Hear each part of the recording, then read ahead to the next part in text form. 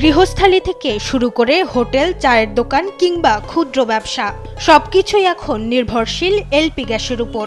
আধুনিক জীবনযাত্রা ও অর্থনীতির অন্যতম চালিকা শক্তি হওয়া সত্ত্বেও এই জ্বালানি এখন সাধারণ ক্রেতাদের নাগালের বাইরে। সরকার এলপি গ্যাসের দাম নির্ধারণ করে দিলেও মাঠ পর্যায়ের চিত্র সম্পূর্ণ ভিন্ন। গেল রোববার একই মাসে টানা দ্বিতীয়বারের মতো ভোক্তা পর্যায়ে বেসরকারি খাতের তরলীকৃত পেট্রোলিয়াম গ্যাসের দাম নির্ধারণ করে সরকার। এতে 12 কেজি সিলিন্ডারের নতুন দাম নির্ধারণ করা হয় 1940 টাকা। সরকার এলপি গ্যাসের দাম নির্ধারণ করে দিলেও তার ছিটে ফোঁটাও পৌঁছাচ্ছে না ভোক্তা পর্যায়ে। সাধারণ মানুষের অভিযোগ, 300 থেকে 400 টাকা বাড়তি দামে কিনতে হচ্ছে গ্যাস।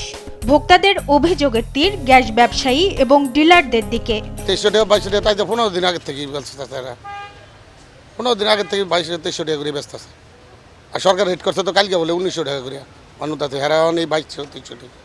এদিকে কমাইলো কই আর বাড়ালো কই, একই তো দেখতেছি। আমরা সরকারের নির্ধারিত দামে পাচ্ছি না, কিন্তু তাদের মন ইচ্ছা তারা ব্যবসা করতেছে। তবে গ্যাস ব্যবসায়ীদের দাবি, সরকার নির্ধারিত দামে কোম্পানিগুলোর কাছ থেকে গ্যাস কিনতে না পারায় তারাও বিক্রি করছেন বাড়তি দামে। গ্যাস একটা 2000 টাকা হয়ে গেছে এখন, তো 2000 টাকা বোতলের দাম 2000 টাকা, 4000 টাকা এখন আমার ইনভেস্ট একটা 12 কেজির পিছনে। 4000 টাকা ইনভেস্ট করে যদি আমি 10%ও লাভ করি তাহলেও আমাকে 200 টাকা প্রফিট করতে হবে, কারণ আমার ব্যাংক লোন এখন 14.5%, 15%। সুতরাং আমাদের তো বিনিয়োগ আছে, কোম্পানি যেমন ব্যাংক লোন আছে আমাদেরও ব্যাংক লোন আছে। সুতরাং আমরা এখন খুচরা পর্যায়ে 2100 টাকার নিচে বিক্রি করলে আমাদের কোনো প্রফিট থাকবে না।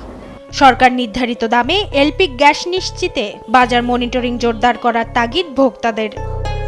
মাকদুরা মিতি, দেশ টিভি, ঢাকা।